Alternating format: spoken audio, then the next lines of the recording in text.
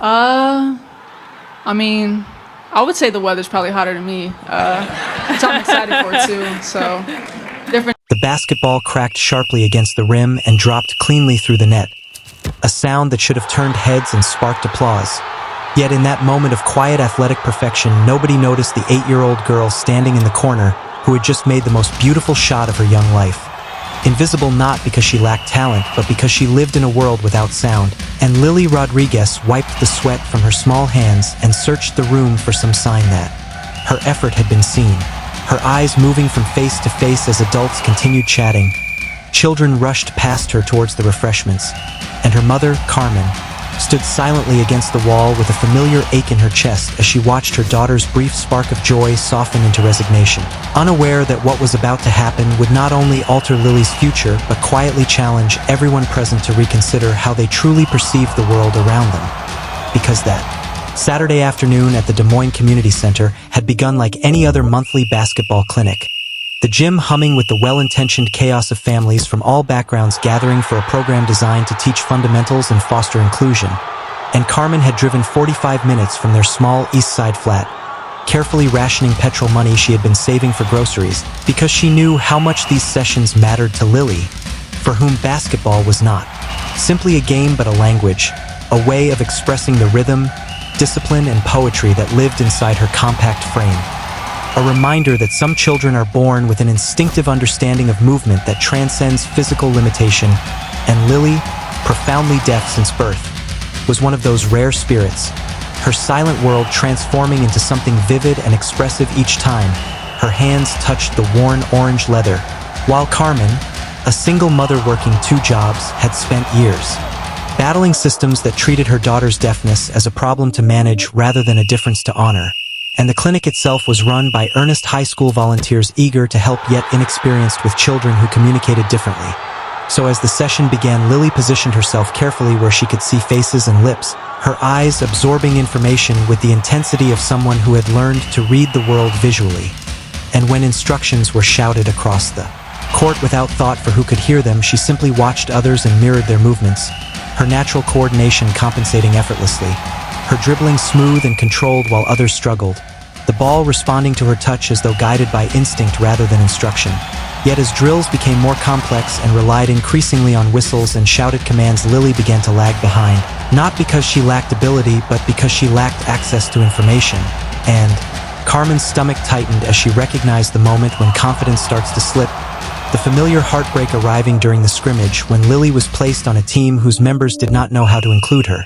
calling plays she could not hear, passing in response to cues she could not receive, until unconsciously they began to play around her instead of with her, and Lily retreated to the edge of the court, continuing to practice alone, setting up her own shooting routine and sinking shot after shot with astonishing precision, isolated by a barrier invisible to everyone except her mother, until the gym doors opened and Caitlin Clark stepped inside,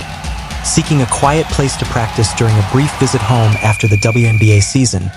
drawn instinctively to the purity of the game away from arenas and expectations, and it was no coincidence that her attention was immediately captured by the small figure in the corner, methodically working through drills with flawless form and focus. Caitlin pausing to observe the consistent arc,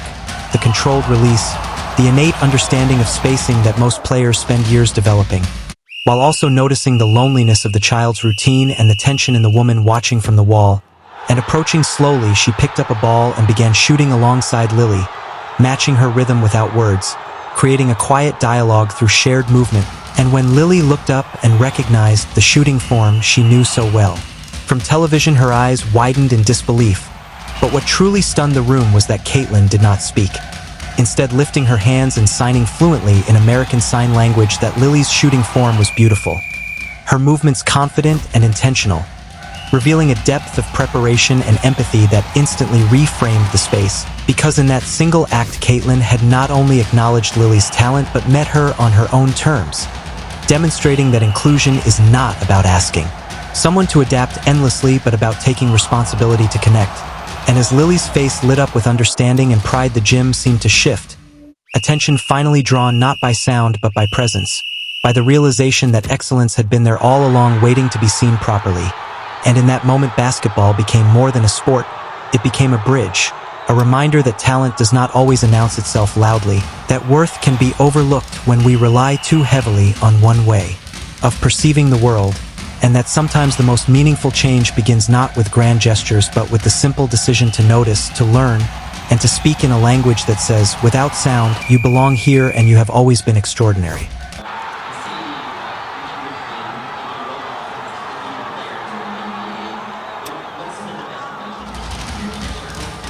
Lily's face lit up with a joy so pure it seemed to cast light into the forgotten corner of the court,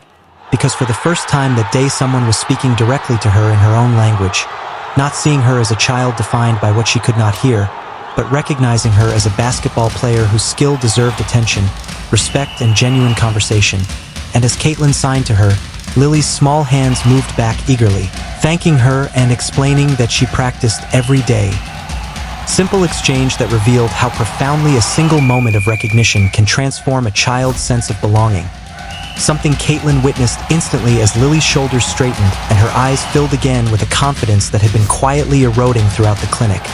While across the court, Carmen watched with tears streaming down her face, having learned basic sign language when Lily was diagnosed, yet never daring to imagine that a professional athlete, someone Lily admired, beyond words, would one day communicate with her fluently in ASL. And for the next half hour, Caitlin and Lily ran drills together, Caitlin explaining footwork, balance, and shooting angles through sign language while demonstrating each movement,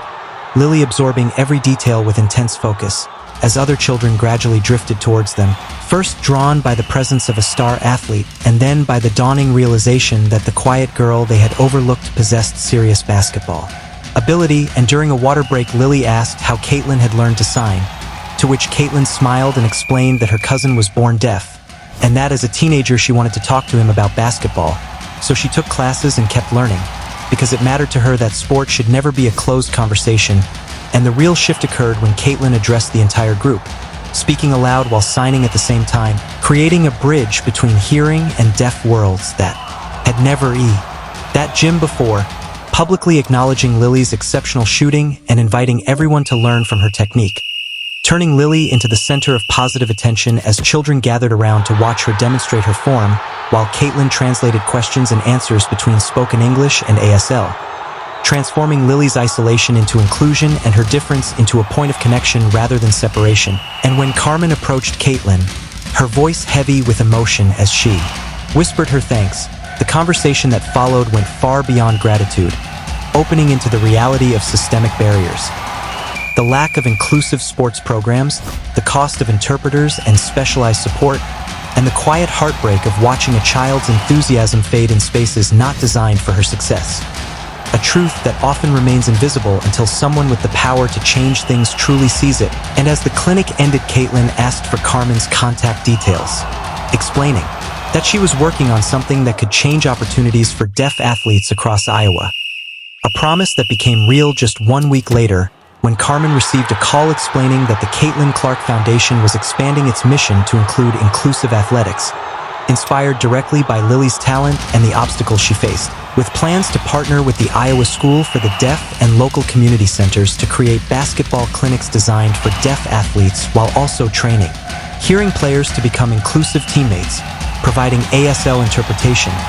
teaching coaches basic sign language and deaf culture awareness, and opening pathways to competitive opportunities that had long been inaccessible,